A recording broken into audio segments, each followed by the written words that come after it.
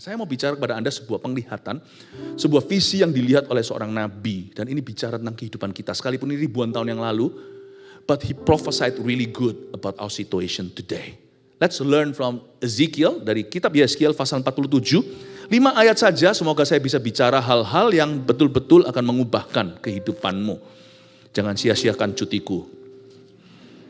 Pastikan kalau saya bekerja, itu sungguh-sungguh ada perubahan. Sungai yang keluar dari bait suci, Yeskiel pasal 47 ayat 1 sampai 5 saya bacakan. Kemudian ia membawa aku kembali ke pintu bait suci. Dan sungguh ada air keluar dari bawah ambang pintu bait suci itu dan mengalir menuju ke timur. Sebab bait suci juga menghadap ke timur. Dan air itu mengalir dari bawah bagian samping kanan dari bait suci itu sebelah selatan mezbah. Lalu diiringinya aku, Yeskiel di sini, keluar melalui pintu gerbang utara. Dan dibawanya aku berkeliling dari luar menuju pintu gerbang luar yang menghadap ke timur. Sungguh air itu membual dari sebelah selatan. Sedang orang itu pergi ke arah timur dan memegang tali pengukur di tangannya. Ia mengukur 1000 hasta dan menyuruh aku masuk ke dalam air. Bentar, buka halaman. Air itu maka dalamnya sampai di pergelangan kaki.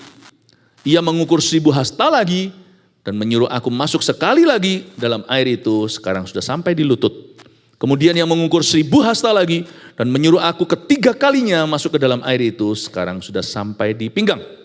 Sekali lagi ia mengukur 1000 hasta lagi, sekarang air itu sudah menjadi sungai di mana aku tidak dapat berjalan lagi, sebab air itu sudah meninggi sehingga orang dapat berenang, suatu sungai yang tidak dapat diseberangi lagi.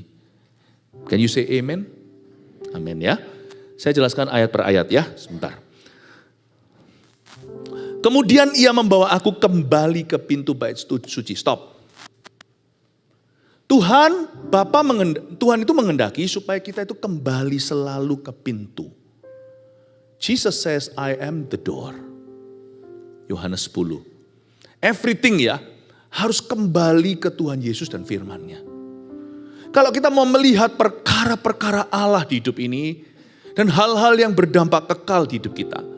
Kalau kita mau melihat rencananya digenapi, kecuali kalau memang kita merasa bisa tanpa Allah, padahal jelas-jelas Tuhan berkata, kamu tidak bisa berbuat apa-apa di luar aku.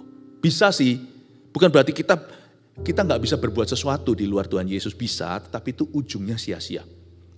Kembali ke pintu bait suci, kembali ke pintu, go back to Jesus.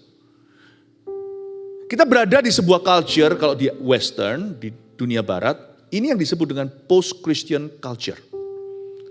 Kebudayaan setelah kekristenan, setelah lo ya. Mungkin beberapa masih Kristen tapi sudah tidak lagi Kristen kehidupannya, karena mereka merasa Christianity is the thing of the past. Kekristenan itu adalah masa lalu. Tapi ayat ini berkata nggak bisa. Ada satu hal yang kita tidak bisa getting over, nggak bisa moving on from. It's Jesus Christ. Because He created us, He redeemed us, He's the way of life. He's the truth, the way, and the life. Meninggalkan pintu itu sama dengan mati. Meskipun mati rohani nggak sama dengan mati jasmani. Orang yang mati rohani nggak kerasa. Mereka happy-happy aja tuh secara jasmani. Tapi kalau Roh Kudus terangi mata mereka, mereka akan melihat hidup mereka itu menuju pada kebinasaan. Paling tidak hidup mereka itu menuju pada kesia-siaan. Kembali ke pintu, go back to that door. Kita tidak berada di dalam sebuah post-Christian culture. Jangan ikut-ikutan kebudayaan di luar. Kita harus selalu kembali lagi ke firman. Apa kata Alkitab? Kuno lu. This book is a textbook expired already. Now is the day of LGBT. Not even just that. There's a Q behind it too. No. You still go back to the Bible. Never for once you think or even consider that the Bible is a thing of the past. It's never. When God made this book through His prophets and through His servants, 66 books in one book, He didn't only think about that period of time. Tapi this book will transcend all time. Go back to the door. Kembali ke pintu. Pastor Philip ini kuno sekali. Yes, I think Amerika betul-betul kangen dengan kekunoan ini. Ini tidak ada hubungan dengan modern atau tidak. Ini berhubungan dengan memberontak atau tidak pada Allah yang maha, yang hidup. You see, at some point you're gonna miss yang namanya honesty. When stealing is still a sin. When opening a store, you feel safe because everybody has morality. Your goods will not end up in their bags without first being paid at the cashier. You will miss that. Therefore, God has said, thou shalt not steal. Not because He wants to take your freedom away, but because He wants your joy to be intact. Right there, feeling safe and secure, living in an honest society. You cannot move on from the door. You cannot get over it. God knows what He was doing. And the Holy Spirit knew what He was writing through the fingers of His servants.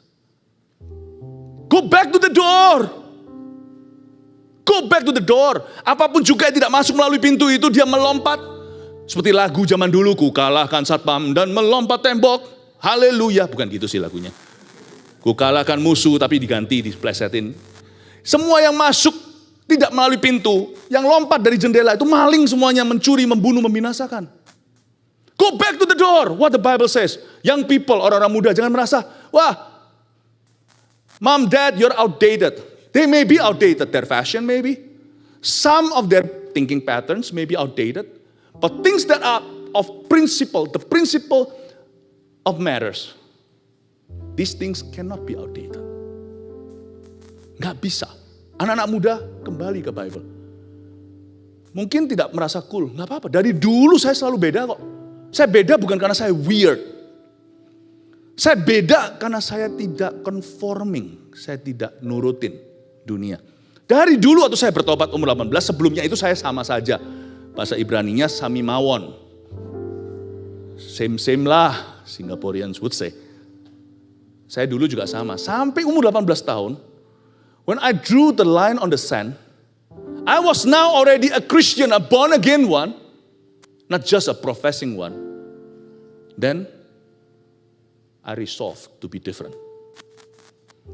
Saya tidak perlu kesaksian lah terlalu banyak bagaimana I was mocked at my age. You know, in fact, if you follow Jesus, you'll be mocked at any age. I'm even mocked at this age. I'm 30 today. Plus GST, plus tips, 50. I'm still mocked at my age for not following the way of the world. Saya diajak dengan orang-orang beberapa yang silau karena tahu pelayanan saya bagaimana berdampak di Indonesia. Beberapa orang try to persuade me. Mungkin kalau saya jatuh gitu mereka rasa lebih better lah. Tidak merasa seberdosa itu Pastor Philip aja begitu. Saya diajak minum-minum, malam-malam diajak. Ada loh orang itu sedikit sekali dalam hidup saya yang senekat itu. Tapi masih ada beberapa yang nekat banget. Yang ngajak saya untuk begini begitu. Ya, saya tolak. And then they would say stuff. Suatu hari saya sedang makan teppanyaki. Saya dan istri. Lalu habis itu ada satu orang panggil saya. Sombong kamu. Jarang orang udah panggil saya sombong kamu. The good thing about being a pastor is you're respected in Asia. Tapi sometimes it's good ya. Itu juga detox, semacam detox ilahi kalau ada orang-orang tiba-tiba kurang ajar sama kita. Itu mengingatkan kita bahwa kita itu sebenarnya pikul salib. Kita itu tidak pernah di posisi, kita tidak pernah enthroned in this world. Sombong kamu, diajak gini. Orangnya untuk sebenarnya setengah mabuk sih. Tapi nantinya dia minta maaf sama saya. Tapi saya disombong-sombongin loh. Gak mau ikut diajak minum-minum, pesta minum gitu loh. Gak ada apa-apa, bukan gimana. Saya bilang, oh enggak, thank you. Even I'm still mocked. With my profession, I'm not invincible. So if you're afraid the world will mock you for following Jesus, then please drop out of Jesus. You're not worthy for heaven. Pastor Philip, those are harsh words. Yes, I've not come here to entertain you. I've come here to smack you. And then to love you also as I do that. No, if you're afraid to be mocked for following Jesus, then you shouldn't follow Jesus. You should not follow Jesus. You know that title Christian? is more expensive, more valuable, more hard to gain than being given a doctorate degree or PhD. Honorary degree, you're an honorary doctor from a certain university, that's still easier compared to those who actually have to earn it. And what is even harder? The title Christian, which has become so cheap in the world today. Being a Christian pays nothing. No price. It's easy to call yourself a Christian. And the world can tell the difference if you're not a Christian. That title is still expensive because it has the word Christ in it. Some people ask me, why don't you want to go on a diet? Because I don't like the word die in it. No, just kidding. You want to know why Christian, that name, that title is so strong, powerful, holy, divine, almost divine? Because there's the word Christ in it. Like Christ, mini Christ, follower of Christ, disciple of Christ, miniature of Christ, apostle of Christ. I want you to start seeing that as an expensive thing. Go back to the door, young people. Go back to the door, parents. Jangan kita mau kompromi karena melihat anak kita nanti gimana-gimana. No. Kita harus punya kepercayaan diri, confidence, Kita harus punya keyakinan bahwa apa yang kita perjuangkan itu benar dalam kehidupan mereka. Tapi memang jangan pakai cara yang salah, berdoa dulu. Sama anak apalagi kalau dibesarkan di negara barat, Anda perlu punya hubungan yang tak terputus dengan mereka. Jangan terlalu sibuk untuk anakmu, nanti suatu hari harus membangun kepercayaan lagi.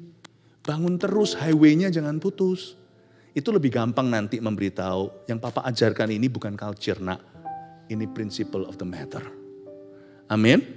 Go back to the door. Coba katakan pada kanan kirinya, go back to the door. And that door is namely Jesus. Haleluya. Kasih tepuk tangan untuk Tuhan Yesus. Saya tunjukkan lagi satu ayat di ayat ini. Kemudian dia membawa aku kembali ke pintu bait suci. Dan sungguh ada air keluar dari bawah ambang pintu bait suci itu. Stop. Sudah balik ke pintu, ada air keluar dari bawah ambang pintu bait suci itu. Air yang keluar dari ambang pintu adalah urapan yang keluar dari gereja lokal. Jangan lupa Yeskel bernubuat di tengah-tengah pengasingan. Bangsa Israel itu bait sucinya roboh yang dibangun Salomo. Lalu bangsa Israel itu oleh Babilonia, bangsa Babel itu merampas habis, merongrong bait Allah. Lalu orang Israel yang bagus-bagus dipindah semua termasuk Daniel, Sadrak, Mesak, Abednego. Yang sisa-sisa, yang sakit-sakit, yang cacat, yang miskin ditinggal di Yerusalem dan seluruh Israel. Lalu habis itu termasuk Yehezkiel kebawa sekalian. Yehezkiel 1 dia meratapi nasib bangsanya di tepi sebuah sungai mendapat penglihatan malaikat. Dan Yehezkiel bernubuat suatu hari bait suci itu akan dibangun lagi. Kita tahu dalam sejarah 70 tahun setelah pembuangan bangsa Israel kembali lewat shift-shiftan. Shift pertama yang maju dulu Zerubabel. Kan kita tahu juga nabi-nabi zaman itu, yaitu yang terakhir-terakhir di perjanjian lama. Penutupan Hagai, Sakaria, Malayaki. Ingat Ezra? Ezra itu membangun bait suci. Nehemia membangun temboknya. Zerubabel itu pemerintahannya. Kalau Anda ingat semua ini. Tapi Yehezkiel waktu itu mungkin sudah mati. Dan Yehezkiel menubuatkan bahwa umat Tuhan ini sekarang meskipun masih sporadis, yang sana sudah hidup liar, persis seperti orang dunia. Beberapa orang Yahudi masih preserve their culture, masih memelihara, masih menjaga kebudayaan takut akan Allah. Masih jaga. Tapi orang-orang Israel tidak mengalami urapan korporat lagi. Seperti ada satu hal yang missing, yaitu the anointing. Maka Yehezkiel menubuatkan, nanti suatu hari akan ada sungai yang keluar dari bait suci. Dia menubuatkan ada satu urapan ketika gereja dibangun lagi. Gerejanya orang Yahudi di perjanjian lama itu bait suci. Di perjanjian baru namanya gereja lokal. Dia berkata nanti akan ada sungai, ada air yang mengalir dari bawah ambang pintu bait suci yang roboh. Dia nubuatkan someday it will be rebuilt. Indeed, it was rebuilt. In Ezra's time, Nehemiah dibangun kembali. Bait suci itu nanti diperbaharui in history ya, saya kasih sedikit sejarah, a touch of history. Diperbarui, dibangun, di touch up lah ya, direnovasi dan diperlebar oleh Herodes untuk ngambil hatinya orang Yahudi. Bait suci yang sama yang dibangun Ezra itu nanti, Nehemia, Zerubabel, Imam Besar Yosua itu nanti akan dijalani oleh Tuhan Yesus. Yang Yesus obrak-abrik itu loh, kau buat jadi sarang penyamun. Betul-betul orang-orang apa namanya di harga di markup harga kambing, harga domba, jadikan sarang jualan bisnis. Dia berkata rumahku disebut rumah doa bagi bait Allah. Setelah Yesus bangkit kembali, dia tidak pakai bait suci itu, tapi Tuhan melalui rasul-rasulnya bangun gereja-gereja. Dan salah satu rasul yang paling banyak bangun gereja di antara orang-orang non-Yahudi hingga hari ini gereja itu sampai ke ujung bumi, Rasul Paulus namanya. Saya kasih a touch of history, so you understand what he meant. Even though maybe he did not understand fully what it could, the significance of his own prophecy. Tapi Yeskiel berkata, someday, waktu sudah ada bangunan fisiknya bait Allah, umat Tuhan gak akan online di mana-mana. Yang sana bangun kerohanian sendiri, yang situ up to you and me. Nanti akan ada bangunan fisiknya, bait Allah, dan dari bawahnya ambang pintunya, sungai akan mengalir, akan ada urapan. Listen to me. Ini di dalam post-Christian culture sudah tidak make sense dan not important anymore. Saya selalu suka menempatkan diri dan gereja kita bukan di post-Christian culture, tapi di pre-revival culture. Paham ya? Saya bilang post-Christian what? How could you move on from Jesus? Are you so high-tech are you so that you are now superior to your own Savior? Come on. Kita tuh tidak pernah bisa post-Christian tuh gak bisa. Orang mau cloning, mau whatever, mau bayi tabung semuanya itu tetap perlu ciptaan Allah namanya sperma dan tetap perlu kandungan seorang. You cannot bypass that forever, trust me. Try your best. You still need humans to make humans. Try your best. Try as hard as you can. You still need God to live. And especially someday to die. And after that, afterlife, you still need Him. We cannot be at all, never ever will be found di dalam post-Christian culture. That's the greatest lie the devil has now. Yang betul-betul laku sekali di dunia barat. Kita selalu berada di pre-revival culture.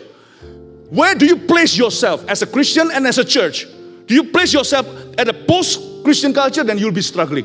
Susah banget ajak orang ke gereja, susah banget ajak orang menginjil, susah banget untuk ajak orang misi. Kalau kita taruh diri kita sendiri di pre-revival culture, kita akan mengerti bahwa kita ini orang pilihan. It always starts dengan 5 roti 2 ikan. Kita akan angkat tangan seperti Yesaya pasal 6. Ini aku, here I am, send me Lord. That's the type of church we are building. A pre-revival culture church. Yang mana jemaatnya satu-satu akan mendengar suara Tuhan dan berkata, here I am, send him. No. Here I am, send me Lord. That's why I'm in LA. I finally got it. Akhirnya aku bisa mengerti kenapa aku ada di Los Angeles. Kenapa aku ada di Amerika. Saya doain ya, yang di Vancouver nanti ya. Vancouver udah mulai banyak kan. Saya doain nanti. Saya sebentar lagi akan mendengar orang sorak-sorai dari sana. Saya bisa kerasa. Sebentar lagi ya. Kan belum ada gembalanya. Tak kirim gembala sidang ke sana. Cepat lambat akan ada misionaris ke situ. Come on.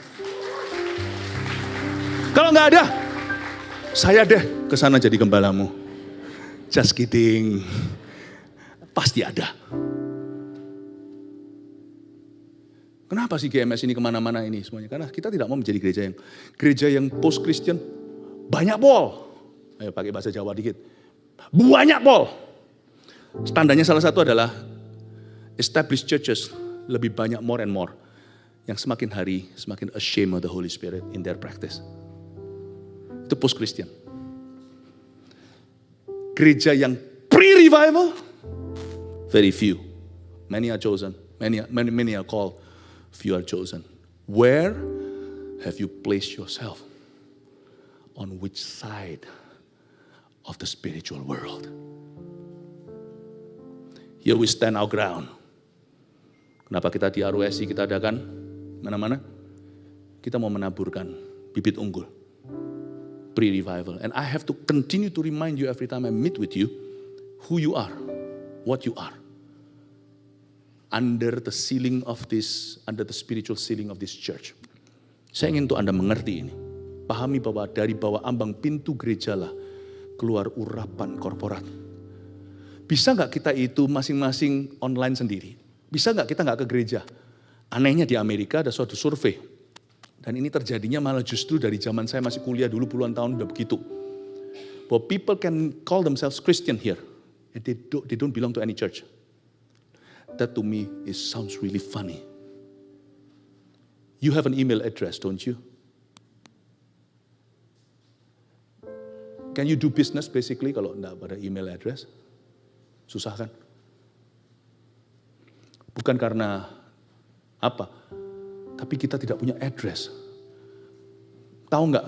Nggak punya address gereja yang jelas di mana kita tertanam. We don't belong to any, and none belongs to us. Of course, you still have the right to call yourself a Christian, but I think practically you're not.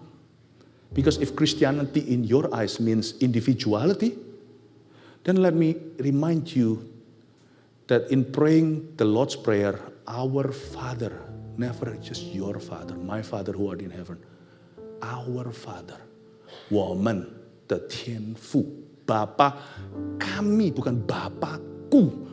Waktu kita klaim ini Bapakku, aku bisa tumbuh di kamarku, gak perlu kamu, aku bisa sendiri tanpa dirimu. Tuhan ajarkan, Bapa kami. Even though we have each one of us personal relationship with Jesus, you cannot grow alone.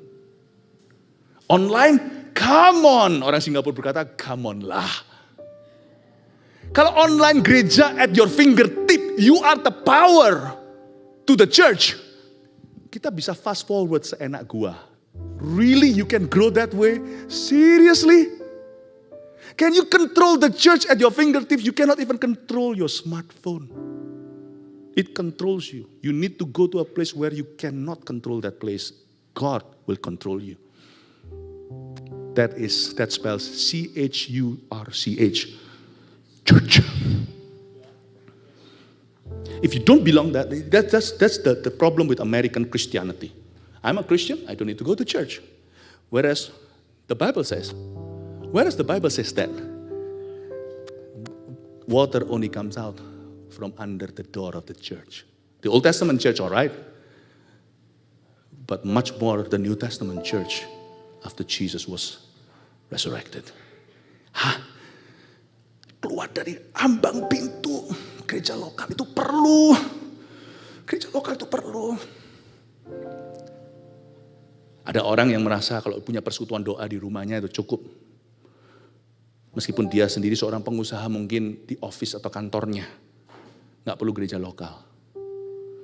You see, it is not the source of the anointing. That's where the anointing may go to. Saya kasih contoh ya. Urapan Tuhan dalam kehidupan orang percaya, first to Christ then to church, pertama ke Kristus lalu ke gereja. Urapan keselamatan nggak perlu gereja. Gereja yang pergi kepadamu. Bawa Injil bisa di mana aja. Sungguhan bisa di mana aja. Ada juga anggota kita, gereja kita yang lahir baru itu di tempat dugem, di night club. Ya, ada yang jemput dia dari sana, sudah teler begitu, dibawa pergi lalu terima Tuhan. Untuk diselamatkan, you don't need the actual physical local church. Just the gospel. But in order for you to become a disciple, continuously be disciple of the gospel, menjadi murid Injil, dan betul-betul menjadi glad tiding bearers, membawa pembawa kabar baik itu, seterusnya dibentuk, dimuridkan, dan I think first to Christ indeed, then to church. Urapan pertumbuhan itu ada di bawah ambang pintu gereja lokal. Ambang pintu gereja lokal. Karena itu kita butuh. Kita butuh. Dan kita harus mengubah mindset ini. Don't go to church that is near your house. But go to church that is near God's heart for your life. Jangan pergi ke gereja yang dekat rumah, tapi gereja yang mendekatkanmu kepada Tuhan. Itu penting sekali untuk kita pahami. Pergi ke gereja lokal tetap menjadi bagian dari rencana Bapa yang tidak tergantikan dalam kehidupan orang percaya. Saya harus mengoreksi American Christianity. You know, in order for people to go to church, they must pay huge prices in Asia. Sungguhan. Gereja kita di Palu, ibadah itu dengan semua izin sudah di tangan lo ya. Mau dibakar massa. Jemaat kita di Sulawesi. Waktu dulu di Binjai sampai rame-rame itu, kalau Anda ngikuti berita Indonesia, itu jemaat tetap datang dengan semua bahayanya. Kita yang ketar-ketir untuk jemaat. Kita mati nggak apa-apa, pendeta kan memang tumbal. Tapi jemaat kita itu pay the price. Kalau online aja bisa tumbuh sendiri. Saya punya seorang teman dulu waktu saya di Kanada, bukan orang Indonesia, Canadian, dia berkata sama saya, well, I can hear God's voice myself. Sure. Whatever you say, saya nggak mau berdebat. Where is he now? Where I am now. Quite different places in his plan. Saya ingin Anda untuk mengerti bahwa you cannot do that. Tidak bisa mengubah apa yang merupakan firman Allah. Air Roh Kudus itu keluarnya dari ambang pintu bait suci. Bukan dari ambang pintu kantormu, sekalipun ada persekutuan doa di sana. Kenapa? Karena Tuhan ingin kita dimuridkan oleh orang lain. Tuhan bisa nggak selamatkan Paulus sendiri? Sudah. Perjalanan ke Damsyik, ingat dia melihat cahaya, Damaskus Road.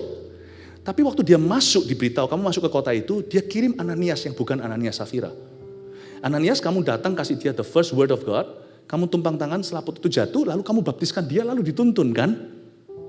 Ingat ya, kenapa Yesus yang menampakkan diri, don't do the entire job himself. Bisa nggak Tuhan Yesus langsung beritahu dia, kamu nanti akan jadi rasul bangsa-bangsa, kamu akan pergi ke raja-raja, bisa nggak? Tuhan utus seorang yang namanya Ananias, a church leader in that city.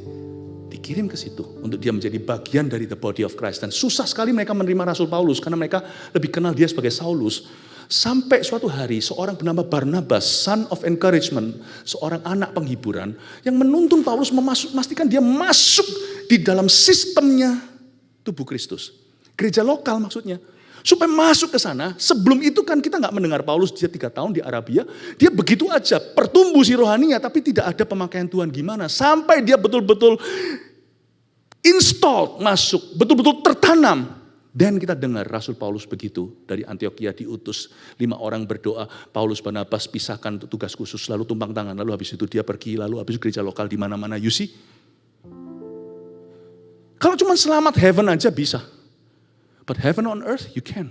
You need somebody, you need church community. Makanya itu penting sekali. Di GMS ini ada 2 macam pertemuan yang tidak boleh kita tinggalkan. Ibadah itu penting sekali. Sungguhan ibadah itu penting sekali. Hari Minggu seperti ini, kalau memang kita tertanam di gereja itu, kita harus fokus. Saya selalu ajarkan jemaat. Di sini kan ibadahnya misalnya masih berapa kali. Kalau di Surabaya misalnya ya, di Surabaya itu kita hari Minggunya 5 kali. Hari Sabtunya itu hari anak-anak muda, mulai dengan Eagle Kids, Voltage dulu, anak-anak yang pra-remaja. Lalu habis itu ada AOG Teenagers, AOG Youth. Ya, 3 berarti 8. Saya selalu dorong jemaat, kecuali berhalangan. It's good for you to have a fixed time. It's called your commitment. Jadi kita datang yang kebaktian jam 4, kita datang kebaktian yang jam 7 pagi atau jam 10. Itu selalu saya melihat itu, bahkan jemaat duduknya tuh di kafling-kaflingnya. Dan bawa catatan. Makanya bertumbuh dan mereka itu diberkati, hidupnya dipakai oleh Tuhan. Sudah kelihatan, kecuali kalau mereka berhalangan ya lain cerita. Kalau berhalangan biasanya keluar kota, pulangnya nanti dia datang ke ibadah terakhir pukul 7 malam misalnya begitu. Jadi mereka sudah fix. Sedangkan kita olahraga aja nge-gym ya, percayalah kalau kita nge-gymnya berkata gampang nanti nge-flow, pasti nggak akan. Jam berapa kita olahraga, treadmill dulu lalu angkat besi. Pasti ada itu fix time-nya. Hari Selasa, hari Kamis saya ke gym. Kalau enggak, pasti bolong-bolong. Saat teduh juga sama, saya secara pribadi setiap pagi. Saya tidak pernah bolong, pasti saya baca Alkitab berapa pasal. Kalau saya main feeling, pasti lama-lama lebih sedikit karena gravitasi kita dosa. Kalau kita main feeling doang, pasti lama-lama 2 pasal, 3 pasal, turun jadi 1,5. Lama-lama dari 1,5 pasal jadi 1,5 ayat. Ya enggak. Kalau doa juga enggak punya fixed time, nanti lama-lama juga kita akan selalu ada alasan, hari ini keburu-buru nanti aja gampang. Nge-flow aja deh, nanti kalau nge-flow kita akan melihat, kita jarang berdoa. Penting kita punya komitmen, ada 2 komitmen yang tidak boleh tidak. Ambang pintu ini di sini urapannya GMS kalau Anda tertanam di sini, ada 2 hal ini tidak bisa nipu dan coko, tidak boleh miss. 1 adalah ibadah hari Minggu. 2 sama pentingnya nih, 1, 2 bukan berarti mana lebih penting, 2 sama penting. CG.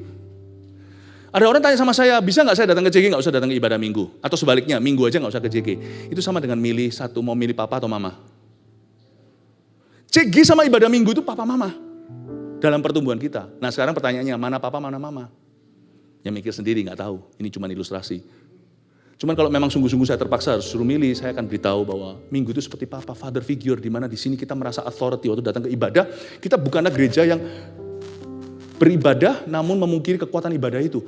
Sungguh-sungguh hari Minggu itu seperti kita ketemu kayak father and son. Kita datang itu sama Tuhan itu seperti He's our father dan kita merasakan otoritasnya, celebrationnya, wow, boom, gitu mantap. Tapi belayan mama itu dicekik, care-nya. Di mana kita belajar peduli, di mana kita bicara mulai bisa curhat, di mana kita itu bisa merasa terbebankan dengan satu dengan yang lain. Kalau hari Minggu gini kan kita nggak tahu saling satu sama lain, paling cuma kelihatan teman dari jauh.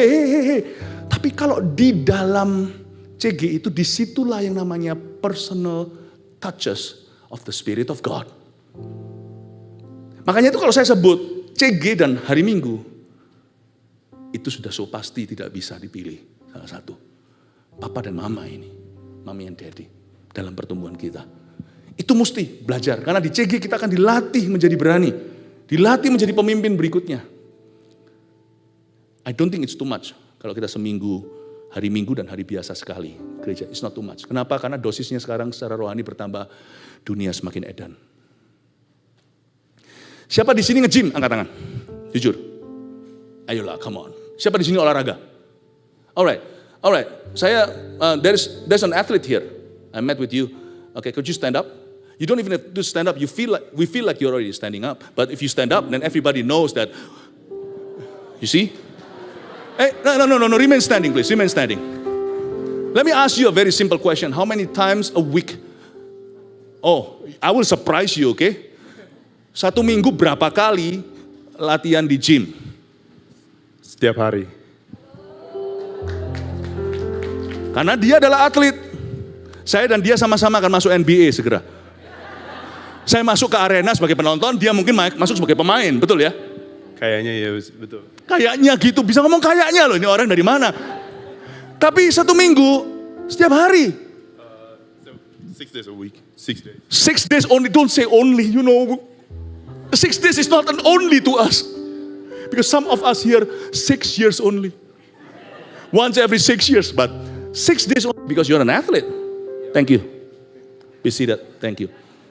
Saya mau lihat di sini yang kurang nggak seperti atlet. Tapi yang olahraga, coba angkat tangan. Nggak usah malu. Siapa? You? Pak, exercise nggak? Seminggu berapa kali? 3 kali. Ngawur, 3 kali loh ini. Kok masih begini? Nah, just kidding. 3 kali itu ngapain Pak? Treadmill? Cycling. Then what else? That's it.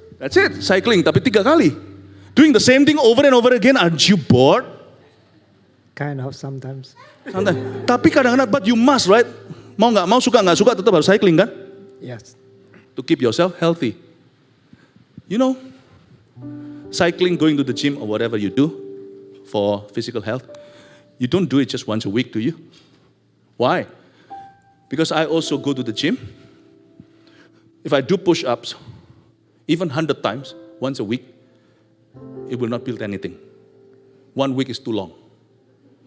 Not because maybe 100 years ago it wasn't too long, but now we eat Big Mac. Big whatever, di sini semuanya upsize. Sin has become more and more rampant in the world. You go to church once a week, you call that commitment? Come on. People will die to go to church in Asia. I think kita hari Minggu itu so pasti. Lalu habis itu hari biasa itu CG. One time with Papa only, Another time with mama only. Saya tidak berkata Tuhan itu mama, tapi kayak papa mama kan perannya. Dari situ akan keluar urapanmu. Ya, dari situ keluar. Waktu saya habis sebenarnya untuk berkhotbah, tapi saya melihat di sini tidak ada satupun yang pergi, jadi saya bisa lanjut ya. Ya, go ya. Ngomong kanan kirinya Cing Tian Pu Hui ya. You see, guys, I love you so much. I'm saying this bukan memberikan Anda beban baru. I know you're busy already. Di Amerika Anda harus melakukan semuanya sendiri. I understand. But you need this. Gereja itu bukan customer base. Oh, di sini. No. We don't want your money. Kalau money is what we want, kita tidak buka. Karena itu expenses. It's not about that. Kalau ini running, operationally healthy. After all, it's for you, right? Not for us in Indonesia. It's for you. Anda yang beneficiarnya. Bukan kami. Kita buka gereja bukan untuk customer, siapa yang mau beli. Because we want to bring a new mentality. Discipleship is the mentality of heaven. Dan hidupmu pasti berubah. Gak akan Tuhan itu berhutang budi denganmu. Itu investasi. Kalau kita beli sesuatu untuk fashion only, itu namanya expenditure, namanya spending. Kadang-kadang wasting. Tapi kalau kita keluar sesuatu dan itu kembali, I think that's called investasi kan. Waktu yang kau berikan untuk Tuhan, itu tidak sia-sia kau kembali ke pintu, termasuk ke pintu ambang bait, pintu bait suci. Itu sesuatu air akan masuk di hidupmu. There is a certain anointing for your life. That anointing is for you. Itu urapan untuk kita. Amin. Paham ini ya? It's for you. Itu urapan untukmu. Ada sesuatu yang kita butuhkan sama seperti orang olahraga tadi.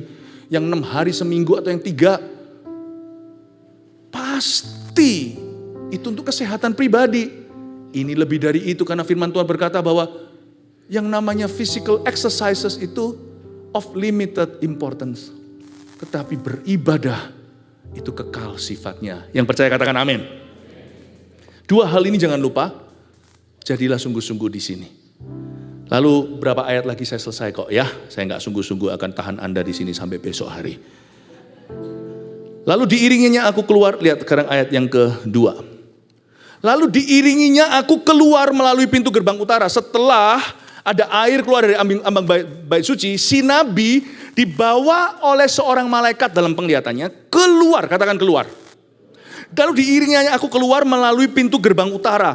Dan dibawanya aku berkeliling dari luar menuju pintu gerbang luar yang menghadap ke timur. Sungguh air itu membual dari sebelah selatan. God's kingdom is not like the forbidden city in China. Where people were locked in once in history, they could not get out. There is a separation between the common and also the royalty. God's kingdom is not like that. Whatever is royalty on the inside will soon get out. Go outside. Lihat ya, dari sini kita lihat malaikat Tuhan gimana bekerjanya itu menuruti patron Roh Kudus, Roh Allah.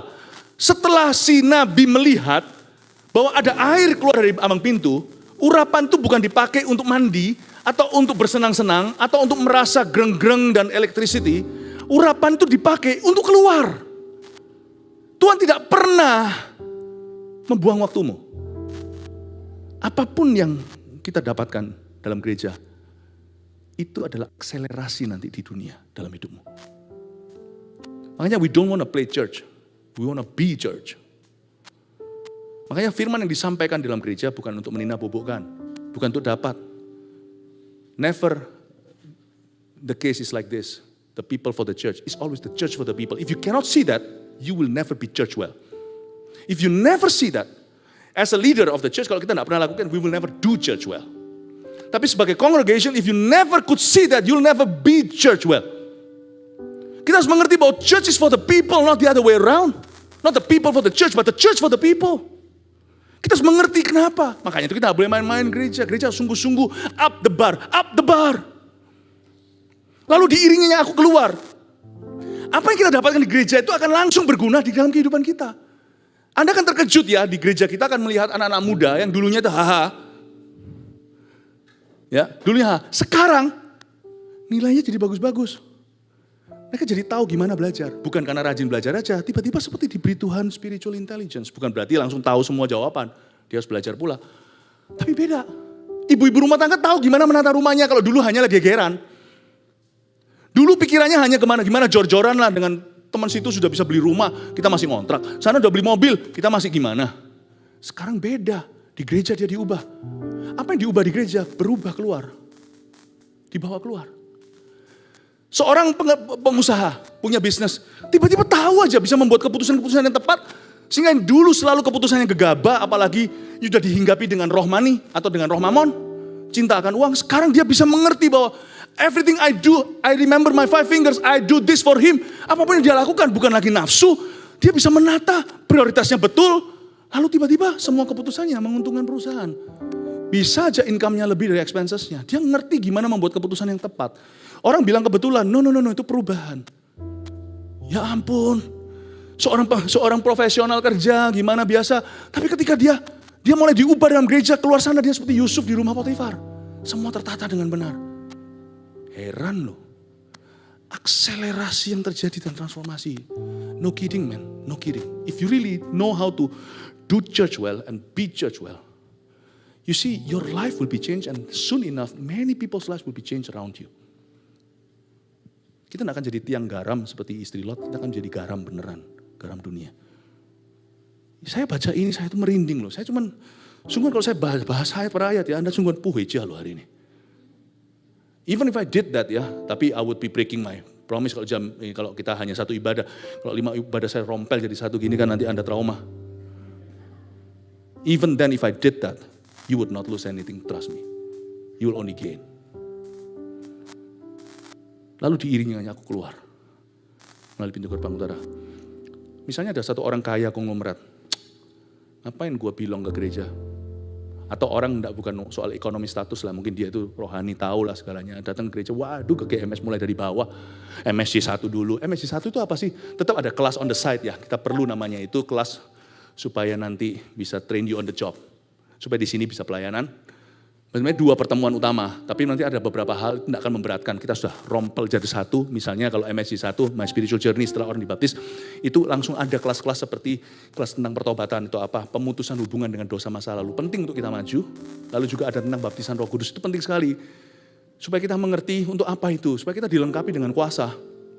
Itu saya sudah ngomong sama departemen, kita tidak boleh memberatkan jemaat, ini itu. Jadi kalau yang perlu itu sekali ngambil MSC 1 itu seperti orang vaksin. Vaksin aja diulangi flu shot every year. Tapi vaksin seperti yang lain-lainnya, misalnya yang anak kecil terima itu ya sekali-sekali. Memang repotnya cuma sekali doang, pergi antri. Tapi setelah itu ya mari. Ada hal-hal yang selesai gitu loh, pertemuan ekstra, tapi ya cuma selesai minggu itu. Lalu saya beritahu sama Pastor Lipi yang menghandle semua edukasi, saya beritahu, do that in a way that is most convenient to the church. Karena mereka sudah bayar harga, mereka ini orang sibuk semua, kita tidak mau nambah-nambahin kerja. Jadi dia lakukan adalah mengadakan one day retreat, selesain semua MSC 1 itu berapa kelas langsung selesai. MSC 1 dan you can be an usher. Orang berkata susah banget. Mungkin ada orang beberapa yang sudah punya pengalaman gereja lain segalanya lalu datang ke sini. Everything must begin dari bawah. Di gereja kita nggak bisa orang langsung diam-diam langsung naik ke atas, ini nggak bisa. Kita bukan gereja yang iming-iming, ayo sini yuk, nanti kamu jadi song leader. Hah? Nggak bisa. Song leader itu tetap akan ada audisinya. Nanti kalau nyanyinya dia key-nya, kuncinya bukan kunci A, kunci B. Kunci B nggak ada ya. Kunci A, kunci D, B ada sih. Kuncinya dia kunci stang gimana? Semua mulai dari bawah. Ada training on the job-nya lah. Ikuti aja. Mulai dari bawah. Untuk jadi member harus CG berapa kali. MSC 1 untuk jadi usher. MSC 2 untuk pelayanan-pelayanan yang lain. Untuk jadi pemimpin. Nanti kalau mau jadi CG leader juga sama pelan-pelan. Setelah 2 tahun CG-nya membelah. Harus ada yang ngambil CG training. Tapi itu semuanya only one time only. You don't need to take it again. I was once in junior high. I no longer have to take those courses anymore. I'm done. Ada hal-hal tertentu yang saya masih harus belajar, tapi hal-hal tertentu yang pembelajarannya itu sementara ya, waktu itu aja, selesai. Nah di gereja kita juga ada hal seperti itu melengkapi kita. Dan di dalam gereja ini kita dilengkapi oleh Roh Kudus untuk supaya kita itu bisa bertumbuh. Apapun yang Tuhan lakukan di gereja, itu akan kau bawa keluar. Lalu terakhirlah, dengan ini saya selesai. Haleluya, siapa diberkati Tuhan, amin. Yang translate, kalau ada yang translation, sorry ya, saya ngomongnya cepat, tapi saya nggak bisa, waktunya berharga. Saya mau sebisa mungkin suwe ora temu, sekali ketemu, saya betul-betul akan pour it all out to you. You don't mind, right? Or should I just preach, 5 ways to be happy? No, I want you to be great disciples of Christ. If you are in for it, berikan tepuk tangan untuk Tuhan. Lalu habis itu, kalau Anda lihat ya, setelah keluar ayat 3, sedang orang itu pergi ke arah timur dan memegang tali pengukur di tangannya. Ia mengukur 1000 hasta dan menyuruh aku masuk dalam air itu. Maka dalamnya sampai di pergelangan kaki. Ia mengukur 1000 hasta lagi dan menyuruh aku masuk sekali lagi. Dalam air itu sekarang sudah sampai di lutut, bla bla bla. Ayat 5, sekali lagi. Ia mengukur 1000 hasta lagi. Sekarang ayat, do you get it? You grow through necessary spiritual boring activities. Going to church Sunday after Sunday, regardless of preachers, that spells boring to me. Daripada kita pergi kemana-mana cari-cari. No. That's not how you grow. It's through commitment. God is always the initiator and the greatest believer and the greatest defender and perfecter of committed relationships. That's why he's called the covenantal God. That's why it's named the Old Testament, Old Covenant, and the New Covenant, New Testament. It's not in the hypes, it's in the committed whatsoever in God's name, which is taught in the Bible. Marriage. It's not true that marriage is boring. You can make it boring, you can make it exciting.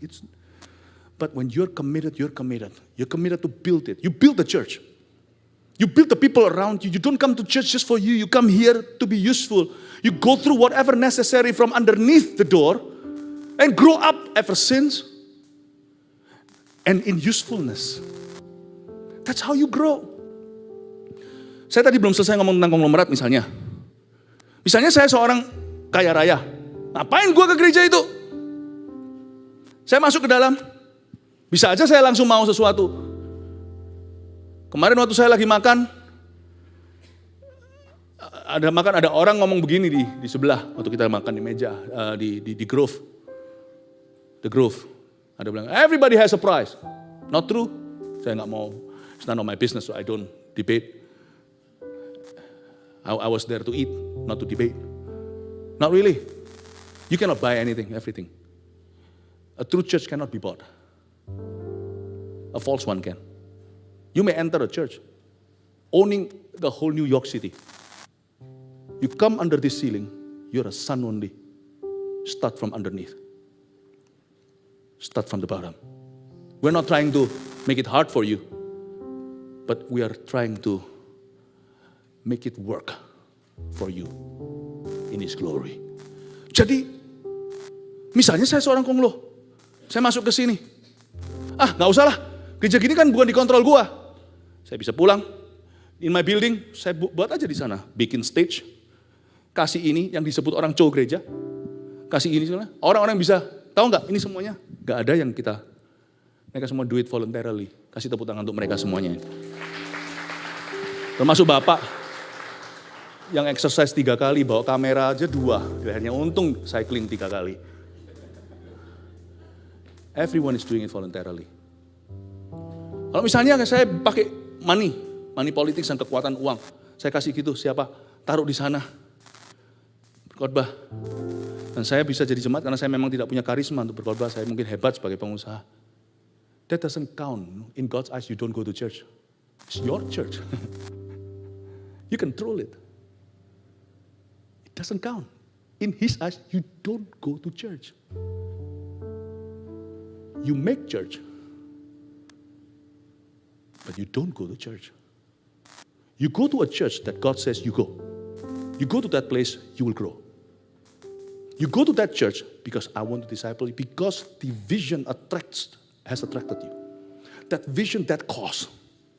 You go there to be a fellow believer, son in that vision, to grab the anointing for your life first, And then with the same bread that feeds you, that has fed you, you'll feed others. I have found the bread. Come guys, come with me. Whether you're rich or poor, that's the church that spells the wedding of the Lamb for you. You'll be very surprised that many people don't go to church. Not every church is birthed that way. Discern in your spirit where you are and why you are there. I hope I'm fair with my presentation. I want to invoke commitment. Even in doing that, I should provoke some people. I do that over and over again. Because we're not here to collect followers, but disciples. Jesus has clearly said, make disciples, not followers. And this church will grow into the 1,000, Pastor Dewantono. I've removed him, that's a strong word, from Bali. He didn't do no wrong. He did well. He was pastoring how many thousands of people the last time you were there? 2,300, 2,300, and after you left, they became more. But because you're here is potentially going to grow to become more. Pastor Dewantono, kasih tepuk tangan. Dan istrinya namanya Hani. So she is beloved to all. Everybody's calling her Hani. Tapi Haninya spellnya H-A-N-N-H-O. Hani mah dulu sungguhan. Okay.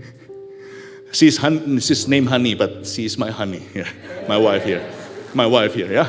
But everyone is calling her Hani, so you're beloved, you're loved by everybody. Please love your pastors. They don't come here vacationing. They left behind. They were a mega church pastor in Indonesia when I plucked them out for your sake. When you're just still a few, because I see more than a few thousands here. But it's gonna be some challenges ahead. Because to change the mentality, it's easier, to be honest, it's easier for me to go to a place where there has never been a church. And the most harsh people towards the gospel, it's easier for me to plant one and grow it to become a significant church. Than to come to a place where people had known something before. It's harder to unlearn what you picked up wrongly than to learn something new. America, let's take this challenge. I need your help. We need your help. Let's build the church together. And if you come from the other churches, and I think it's time for you to go back there and just be planted. If you know that God has called you there, dan kalau kita tahu visinya itu adalah visimu, your people, my people, your God, my God, seperti Ruth ngomong begitu sama Naomi, your God, my God, your people, my people, start adopting the church's vision and then start living it out. Start running with a vision. Go back and be planted. Whereas, sedangkan Anda yang planted in our church, come on guys, take my hands, take Pastor Dewantono's hands, and let's run together with this vision. And build a church that is significant, that will significantly evangelize America. Let's give glory to God. Come on. Terakhir, dari tadi terakhir, tapi nggak habis-habis. Terakhir pun ada berapa episode. Tadi kan saya bilang ia mengukur si Hasta lagi. It's through the boring activities kan, namanya commitment, but it doesn't have to be boring. Boring dalam sini quote unquote saya kasih tanda kutip. Tapi terakhir saya kasih tunjuk. Pertama-tama dia di pergelangan kaki, lalu ke lutut, lalu ke pinggang, lalu berenang. Kekristenan itu kan membawa kita ke mendalam lebih dalam lagi. Saya kasih kesaksian ini terakhir karena saya mau mengadakan sebuah panggilan. Karena khotbah seperti ini akan menuntut respon.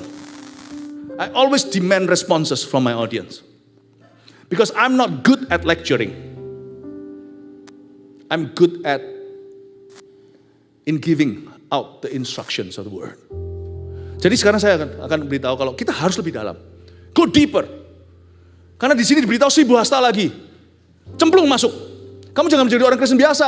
Coba Anda baca tadi. Alkitab berkata apa? Masuklah ke dalamnya. Lalu berjalan si Hasta. Masuklah lagi. Masuklah. Ada kata masuklah ke dalam air itu. Percuma kita belajar teori berenang. Cara saya dulu diajari papa berenang. Zaman dulu di Surabaya ada satu tempat renang yang lama sekarang menjadi gedung TVRI. Namanya Taman Tirta. Mungkin kalian dari Surabaya tahu. Saya belajar berenang dulu sama papa saya itu. Gak pakai banyak teori. Papa saya di depan saya diangkat langsung dicemplungin. Udah, saya belajar gaya bebas, sungguhan bebas. Nyemplung. Mungkin di sini sudah lama, ada yang di sini lama, udah pindah-pindah gereja lah historinya Anda, sejarahnya. Udah pernah kecewa lah sama pendeta, kecewa lah sama gereja, come on lah. Anda pernah nggak kecewa dalam bisnis, Anda tetap berbisnis? Anda pernah kecewa kan nggak dalam pekerjaan, tetap kena kerja karena Anda mau make a living? Gereja kita nggak boleh kecewa lalu berhenti bergereja. Nggak boleh. Anda pernah nggak sesak nafas? Bosan aku nafas. Wah. Anda perlu bernafas, ke gereja juga perlu. Ke gereja itu bukanlah keinginan, tapi keperluan. Tapi bisa jadi keinginan kalau kita suka cita di dalamnya dan menemukan tujuan. Masuk cemplung. Udah waktunya kita berkata, yes, aku mau. Yes, aku melangkah. Yes, aku akan MSC 1. Yes, aku akan CG. Datang ke Pastor Dewan Tono. Nggak perlu di-trap, nggak perlu di-trick lah. Nggak perlu kita itu dijebak lah. Kita punya kaki. Datang aja kepada salah satu di sini yang pakai keplek-keplek ini semua, yang pakai apa namanya? Whatever this is tag, ya. Keplek. Datang dan bilang, saya mau gabung CG. Tapi kalau nanti ke CG banyak gosipnya. Ah ya, nggak ke CG juga digosip. Ada orang berkata, oh, Pastor Philip, kalau Pastor begini-gini nanti orang-orang viralkan sekalian, nggak ada apa-apain, kita diem aja gini juga viral. Saya bilang, cemplung, masuk. Masuk langsung dalam sistemnya gereja. Masuk langsung ke dalam air dari ambang pintu itu. Masuk langsung ke dalam air itu dan berenang. Kalau belum bisa berenang, masuk pelan-pelan tapi harus masuk. Aku belum dibaptis, baptis. Aku selama ini sudah off pelayanan, udah 20 tahun aku ini, udah gak pernah gini-gini. Ya ayo mulai. Mikir terlalu lama, gak merit-merit, kata orang kan gitu kan. Mikir terlalu lama-lama, gak pernah. Kalau Anda memikirkan gereja yang sempurna, Anda gak akan pernah bergereja. Memikirkan pelayanan yang sempurna, Anda akan pernah pelayanan. Nyemplung. Masuk. Masuk. Saya dari kecil sudah Kristen. Mama saya sudah Kristen, papa saya bukan waktu itu. Tapi sekarang kami semua sudah dalam Tuhan. Ini ada level-levelnya tadi ya. Saya belajar sesuatu, ada dua hal yang merupakan, tadi kan saya bilang ada dua aktivitas ya. Dua aktivitas dalam gereja yang merupakan air di bawah ambang pintu. Tapi sekarang saya izinkan saya tambahin lagi. Ada dua encounters that you cannot miss. Ada dua pengalaman rohani yang Anda mesti lalui. Itu termasuk 1000 hasta lagi. Dari kecil, saya waktu kecil umur 6 sudah pernah dibaptis. Baptis. Jadi saya dipercik begini. Bukan masalah metodenya percik atau bukan. Saya dipercik itu umur 6,5 gitu ya sebelum saya ke Taiwan. Setelah saya dipercik gitu, oke, udah, saya namanya nggak ngerti apa-apa, saya bukan bertobat. Suatu hari saya di Kanada, di Vancouver tepatnya, di situ saya bertobat. Saya bertobat itu susah bagi saya ini orangnya mikirnya terlalu banyak. Logikanya itu main terus, bukan berarti kalau kita ikut Tuhan itu nggak boleh pakai logis, bukan. Cuman kalau kita izinkan itu terus menghalangi, itu bukan akal budi yang diperbarui, itu menjadi setanmu. Saya tuh dulu susah sekali melangkah. Kalau saya mau nginjil misalnya, suruh bawa teman, nanti kalau ditolak gimana? Terlalu banyak pertanyaan, belum melangkah kok. Lalu suatu hari, dalam sebuah retreat, waktu itu pergi kemana? Retreat? Oh, waktu itu nggak tahu, di Vancouver mungkin tahu ya, Salmon Arm ya. Di sana kan ada salmonnya banyak ya. Lalu habis itu, di danau itu baptisan mulai. Saya harus bertobat, singkat cerita, sudah saya bertobat. Waktu itu altar call sih, nah saya kasih tambah satu cerita. Altar call tuh, suruh maju ke depan, saya paling gak suka altar call. Mau tahu kenapa? Kalau saya altar call saya tuh tinggi. Dan saya lebih tinggi daripada orang yang berdiri itu suruh maju, apalagi kalau dari duduk suruh berdiri, suruh maju itu malu. Saya mungkin dulu orang suka berkelahi, tetapi sebenarnya orangnya tersipu-sipu, orang itu sebenarnya gak pandai bergaul. Jadi saya itu introvert, sampai hari ini masih introvert loh. Setelah ketemu dengan Anda semua ini saya masih shock, nanti pulang saya masih nangis sendiri. Asal jangan ketawa sendiri, gila namanya itu. Waktu dia altar call gitu, waduh saya dalam hati ya mikir, kalau saya gak maju sekarang, saya forever mungkin akan menutup hati. Tahun 92 itu, September saya ingat. Maju enggak. Singkat cerita saya hampir keluar, akhirnya saya lari ke depan. Saya orang pertama yang sampai di depan, padahal bukan orang paling depan. Saya maju ke depan. Karena panggilannya gini, siapa yang mau lahir baru? Karena saya tahu waktu itu saya belum lahir baru. Saya Kristen dari lahir, tapi hidup dalam dosa lama. Sungguhan saya itu gak pernah menerima Yesus sebagai Tuhan, itu gak pernah. Saya cuma pernah duduk di sekolah minggu itu aja. Hari itu tantangan itu tepat untuk aku. Dan saya tahu itu yang bicara ke saya Tuhan. Tapi dalam hati saya negosiasi, bisa gak sih Tuhan, terima Tuhan di tempat apa bedanya dengan maju ke depan? pikiran itu patronnya salah. Kalau nggak ditaklukkan, nanti suatu hari saya juga bisa bilang begini, yang ngapain ke gereja, tumbuh sendiri juga bisa. Tuhan langsung tantang saya di depan, langsung lahirnya itu betul. Dari awal itu Tuhan mau saya lahirnya benar. Majulah saya, maju ke depan, terima Tuhan. Singkat cerita, habis itu berikutnya, suruh baptis. Itu nggak mau saya, karena saya tersinggung. Ngapain suruh baptis? Baptis, saya udah baptis kok. Teman saya beberapa namanya Lili, Cian, siapa-siapa orang-orang yang di Vancouver waktu itu beritahu sama saya. Ayo Philip, kamu dibaptis. Saya bilang, kamu jangan bilang baptis ya. Aku, gayanya kan, waktu aku dibaptis, kamu masih ateis. Dulu kalau debat sama saya susah, karena saya orangnya susah dikandani, susah diomongin. Orangnya begitu dulu. Aku umur 6 sudah baptis, kamu di mana yuk umur itu? Jadi mereka hanya nggak bisa apa-apa. Suatu hari saya, bahasa Surabaya, cekek sendiri, kecele sendiri. Waktu saya melihat duduk di dekat Salmon Arm itu, waktu retreat, cuma berapa puluh, itu teman-teman saya masuk dibaptis keluar. Lain. Saya nggak kerasa-kerasaan ya, saya orang yang paling logika, saya nggak percaya gitu-gituan. Saya lihat muka mereka itu seolah-olah glowing, saya nggak bisa. Itu bukan skincare-nya. Itu glowing, saya melihat, kok begitu ya? Dalam hati saya seperti Roh Kudus ngomong gini, kamu kalau nggak mau, orang lain nyemplung dulu, orang lain yang sembuh, seperti di Bethesda itu. Bukannya kamu disuruh baptis lagi, kamu nggak pernah dibaptis kok. Itu dulu kan baptisan karena mama. Kan itu kan bukan percikan metodenya, kali ini diselam bukan hanya itu. Tetapi baptisan itu kan maknanya pertobatan. Saya bilang, Tuhan tapi aku nggak bawa baju. Kalau Anda lihat kemarin untuk ulang tahun kan di setel, kan ada di YouTube kok itu. Yang dibikinkan oleh anak saya, Vanessa. Ya video, saya nggak tahu itu video tentang saya nggak narsis gitu. Saya nggak buat video untuk diri sendiri, saya nggak gitu. Tahu nggak? Waktu saya masuk nanti Anda akan bisa lihat itu videonya. Saya pakai baju hem saya, bahkan nggak pakai jubah. Saya lupa sih disediain jubah atau enggak, tapi saya nggak keburu.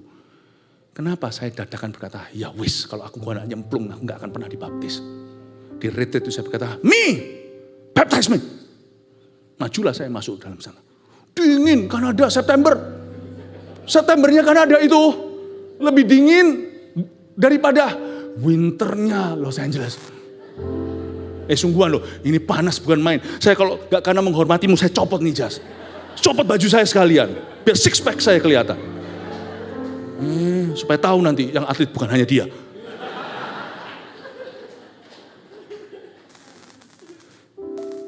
Dan saya akhirnya, masuklah saya. Saya lihat teman-teman saya satu glowing, cerita di antara mereka kan saya bisa dengar dari pinggir. Kan bukan hari itu aja dibaptis, kemarin hari pertamanya retreat, hari kedua. Hari pertama dibaptis, setiap hari ada baptisan. Teman-teman saya tuh cerita, di samping itu kan saya nguping. Gengsi aja saya gak mau ngakui. Tapi teman-teman, aduh Tuhan itu baik, aku merasa dekat sama Tuhan. Aduh. Pertama saya sangkal-sangkal, lama-lama saya berkata, aduh Tuhan aku ini kehilangan sesuatu. Orang lain cemplung dulu. Nah, saya gak ambil pusing, saya masuk. Waktu saya masuk ke dalam air itu dingin. Tapi waktu saya dibaptis ke dalam nama Bapa, Putra, Roh Kudus, saya ingat umur 6. Saya berkata, Tuhan, this is my decision not my mother's. Not my mother's. My mother has decided to pray for me and let the way and pave the way. But I have decided to follow after her path. To also serve and love you. The first Christian in my family was my mom. Dan akhirnya saya masuk ke air itu. Waktu dicemplungin ya. Plus keluar. Ini pengalaman ya. Ini subjektif oke. Ini gak dijanjikan oleh Tuhan untuk semua orang. Bukan berarti saya spesial. Setiap orang punya pengalaman beda-beda. Tapi saya berasa anget badan saya. Kayak ada yang ngerangkul. Kayak ada selimut. Saya tuh gak bisa gimana jelasin. Saya nangis waktu itu. Tapi saya rasa deket sama Tuhan. Betul temanku bilang deket sama Tuhan. Kok gak pernah aku ngerasa gini. Foto saya waktu saya dibaptis umur 6 itu begitu kok. Tapi kali ini I experience you. Saya masuk ke kolam bukan karena saya pilih danau. Kalau saya bisa pilih, saya pilih bak mandi. Karena danau itu dingin sekali. Jangan berkata aku mau dibaptis sungai Yordan. Itu dalamnya ikan tuh keruh sekali. Yordan gak sebersih yang kau kira. Gak usah pilih-pilih kolamnya, pembaptisnya. Waktunya yang kau bisa pilih. Today is the day that the Lord has made. Waktu saya keluar itu hangat rasa. Saya rasa belum terima bahasa lidah. Saya keluar dari saya dikasih handuk. Saya ngomong sama teman saya, boleh nggak ya aku dibaptis sekali lagi? Ngawur, kamu nggak mau sekali, mau 7 kali. Different. If you never been baptized, I don't care kalau Anda dalam majelis. berarti Anda masih samenleven sama.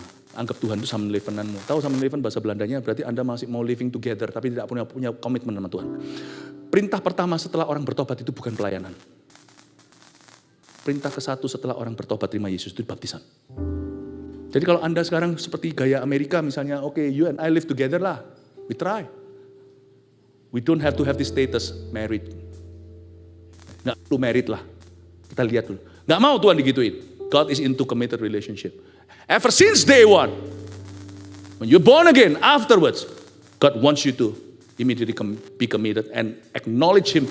Confess Him before all others, all eyes around you. I belong to Him. I died with Christ and now I have risen with Him. That's baptism. Saya masuk, saya cemplung. Telapak kakiku udah masuk, lutut, pinggang, semakin. Lalu suatu hari, singkat cerita, saya melihat orang-orang dibaptiskan ke dalam baptisan yang gak kelihatan, supernatural baptism. You know our church, gereja kita itu percaya baptisan Roh Kudus dengan tanda berbahasa lidah, berbahasa roh itu sebagai the second blessing. The second blessing ini tidak bisa terjadi sebelum the first blessing occurs. First blessing itu adalah the Holy Spirit working a rebirth experience in you. Detik di mana kita terima Yesus, sekalipun kita tidak bahasa lidah, Roh Kudus sudah tinggal di dalam hati kita. Jadi jangan Anda kira orang karismatik yang berbahasa roh saja yang punya Roh Kudus. Dan orang yang berkarismatik enggak. Jangan kita menghina mereka yang tidak berbahasa lidah dan berkata, tidak ada Roh Kudus di dalam kamu. Buahnya bisa unda-undi, bisa 11-12, malah kita bisa kalah. Itu bisa baik, bisa setia. Baptisan Roh Kudus sebagai berkat kedua, karena itu baptisan kuasa. Yang saat ini bukan tidak berhubungan dengan keselamatan, tapi berhubungan dengan pemakaian Tuhan. Terhubung dengan yang namanya spirit filled and spirit led life. Hidup yang dituntun sama Roh Kudus, hidup yang dipenuhi Roh Kudus, pengurapan. Saya nggak ngerti itu karena saya dulu dari gereja yang sangat konservatif, which is okay. Basic saya tentang Yesus itu kuat sekali, tetapi saya nggak ngerti ya banyak tentang Roh Kudus seperti Kisah Rasul 19. 12 murid Yohanes Pembaptis ditanya, mereka nggak tahu siapa itu Roh Kudus atau mereka tahu tapi mereka nggak tahu kinerjanya. Saya juga nggak ngerti. Jadi waktu di Vancouver, Kanada ada kan baptisan Roh Kudus, ada seorang pengkhotbah dari Toronto datang, orang Indonesia. Sebelum ada Toronto Blessing mereka datang. Ada satu khotbah tentang ini, saya di belakang dengarkan. Apalagi ini, there's a new theory, karena saya itu dari konservatif. Dari gereja konservatif, dari gereja tradisional malahan. Saya nggak bisa sebut nama gerejanya, di Surabaya juga ada. Tapi tidak berbahasa lidah, tidak bertepuk tangan. Lalu habis itu saya nggak ngerti ini apa. Mulailah orang-orang berdoa. Waktu didoakan di gereja itu, setelah ibadah ada khusus. Siapa yang mau mencari gift ini silakan. Itu 99 dari 100 orang itu dapat semua kecuali saya. Mama saya pun dapat. Dan setelah mama saya dapat, mama saya membawa banyak orang pada Tuhan. Sebelumnya mamaku enggak begitu. Mama saya itu setia pendoa untuk keluarganya. Hanya confined to the family. Tapi setelah dibaptis Roh Kudus, mama saya bersama saya itu membawa 300 orang non-Kristen tahun 1998 ke Tuhan dan dibaptis di GMS waktu itu. I've never seen my mom like that. Masuk surga sih masuk surga. Gak peduli bahasa lidah. Tapi ada sesuatu itu. Saya percaya itu sebagai berkat kedua. Meskipun bisa terjadinya bersamaan, paham ya? Berkat kedua bisa terjadi bersamaan gini. Dalam hal murid-muridnya terjadinya 3,5 tahun kemudian setelah mereka kenal Yesus. Setelah itu di loteng atas. Lalu orang-orang Efesus, Kisah Rasul 19, 12 orang itu terima Yesus, mereka udah tahu, tapi habis itu mereka terima Roh Kudus lewat penumpangan tangan Paulus. Samaria, mereka menerima Tuhan dengan rame-rame satu kota, orang lumpuh pun berjalan, ada kuasa nama Tuhan. Tapi setelah Petrus dan Yohanes datang, mereka berbahasa roh. Tapi Cornelius, the two blessings happen on the same day. Actually on the same minute. In the same minute. Waktu Cornelius mendengar dan hatinya terima Yesus, the first blessing was given, dia reborn. Dia born again, detik itu langsung seperti ada akselerasi, dia penuh Roh Kudus dan berbahasa roh sampai Petrus harus menghentikan khotbahnya. You cannot receive the second blessing without first receiving the first blessing. Receiving Jesus as your Lord and Savior. Nah saya gak ngerti itu kan. Saya berkata, sudah cukup, gak ada yang gini-ginian. Saya menentang, makanya dari 199 dapat, saya enggak. Nah saya ingat pada waktu kembali lagi seperti baptisan natural saya, ini baptisan supranatural. Saya melihat teman-teman saya pulang itu di mobil itu kan masih mobil kecil, nggak mau pakai mobil teman. Koko saya dapat, mama saya, lalu teman-teman saya di sana dapat. Adik saya udah dapat dulu yang kecil sebelum hari itu. Adik saya ikut mendoakan malahan. Anak kecil waktu itu masih umur 10, 11. Numpangin tangan tuh orang yang gede-gede, terima juga baptisan Roh Kudus. Kalau Tuhan sudah berniat kasih. Akhirnya di mobil itu mereka cerita. Saya lonely, are you lonesome tonight? Itu mereka ngobrol tentang kesaksian, aku merasa berapi-api, aku kepingin nginjil. Ada lagi berkata, aku kok bisa nangis? Bahasanya itu lugu-lugu, tapi genuine. Dalam hati saya, Tuhan, saya pulang ke rumah saya gak dapat, berapa hari kemudian di kamar mandi, di toilet, saya renungkan, gak ada rencana, saya gak ada rencana mau doa di toilet. Waktu di dalam toilet, sikat gigi atau apa, saya berkata, Tuhan, mungkin ya, saya lupa persisnya, mungkin masih ada pasta giginya. Tuhan, kenapa orang lain dapat, aku gak dapat, aku rindu, aku juga mau mendapatkan pengurapan ini. Ingat ya, pergelangan kaki, lutut semuanya, kita mau lebih dalam lagi ku ingin, lebih dari segala yang ada, deeper in love, I want to be deeper. Saya berkata, Tuhan, I really want this gift. Bukankah Alkitab mengatakan, the Holy Spirit He gives to you. Dia memberikan kepadamu dengan cemburu, artinya Tuhan itu mau kita sungguh-sungguh menginginkannya. Karena saya rindu dipakai Tuhan lebih daripada kapasitas alami saya. Taat, tobat, jadi orang baik. I want to see your power. As flows the river, Lord, out to the sea. So let your spirit, Lord, flow out to me, through me. That in this closing hour, the world may see your power. As flows the river, Lord, flow out through me. Lord, flow out through me. Dengan pasta gigi. Lord, saya berbahasa roh. Saya nggak tahu itu pastanya gimana. Udah jangan bayangkan. Oh, saya berbahasa roh. Di WC, Tuhan itu punya selera humor. Orang yang paling menentang harus di tempat yang humble sekali, di palungan. Terima bahasa lidahnya. But ever since that, nggak langsung instantaneous, langsung jadi orang apa, khotbah, enggak. 8 tahun kemudian saya nggak khotbah. Tapi saya mulai bawa orang. Nggak pernah saya punya keberanian, compassion seperti itu. Almost supernatural, if not really, truly supernatural. Orang pertama yang saya bawa namanya Jeffrey. No, sebenarnya itu seorang oma-oma Ritbrook, orang setengah Belanda. Di senior home. Di sana, nggak tahu di sini namanya apa di Amerika. Di Burnaby guys, yang di Vancouver. Lalu habis itu yang saya bawa kedua. Namanya Jeffrey, orang Malaysia. Saya bawa dia, dari mana? Orang saya dulu itu cuma survival mode. Bisa taat, udah bagus. Sekarang saya seperti mau menginjil, memenangkan dunia. Padahal saya gak punya daya. That same spirit, Pentecostal spirit. That hope that suddenly fell upon the disciples and turned them into the greatest and boldest witnesses. Now was upon me. He can be upon you too. Dan sejak hari itu saya berubah. Bapak Ibu Saudara, saya mau memberikan satu tantangan. Gini dulu, saya tidak suruh Anda maju. I'll make it easy for you, oke? Tapi saya tidak bisa ambil salibnya. Kalau Anda nanti perlu maju, majulah. Namanya saya mau kasih Anda obat, seperti anak kecil kasih gula-gula, gimana pun juga tetap obat. Kalau Anda mau taat, Anda tetap harus pikul salib. Tetap harus mengambil langkah iman. Tapi sekarang saya tidak akan tanya untuk suruh Anda maju, nanti ada waktunya. Tapi saya tanya di sini, siapa di sini belum pernah dibaptis selam dalam pertobatan? Please angkat tangan. Angkat aja nggak apa-apa. 1, ada lagi, pasti ada. Masih ada. Oke, puji Tuhan. Udah, turunkan tangan. Masih ada lagi nggak? Jujur, yang di luar sana, di Vancouver, Kanada. Hari ini kolam baptisan disiapkan di luar sana. Nanti kami akan temani. Lucunya gini, kalau orang Indonesia terutama. Yang angkat tangan 1, tapi yang dibaptis nanti 10. Bahasa Ibraninya piye itu. Where are you yang 9? Jangan malu-malu sama Tuhan. Why so ashamed of Him? Ini tidak degrading anyone. Kita selalu mulai dengan ambang pintu. Kalau kita ambang pintu kita ngaku, air itu akan mengalir dan mendalamimu. Jangan heran sebentar lagi kau berenang. Saya minta Anda, saya dorong Anda untuk Anda memberikan diri untuk didoakan. Dan hari ini kami akan membaptismu. Amin. Siapa di sini yang belum menerima karunia berbahasa lidah dan rindu memperolehnya? Bukan itu perdebatan, bukan keharusan untuk masuk surga rohani, bukan. Itu kehausan. Udahlah, cukup muak dengan menjadikan Roh Kudus perdebatan antara gereja. Orang yang mau debat kita jangan diresponi. Nggak mau ya sudah, I love you selama Yesus Tuhanmu. Kita bersaudara atau orang Samoa saudara.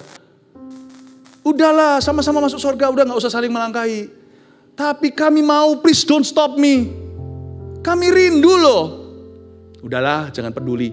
Jangan jadikan perdebatan. Bahasa lidah karunia itu adalah tool yang luar biasa untuk kehidupan berkemenangan.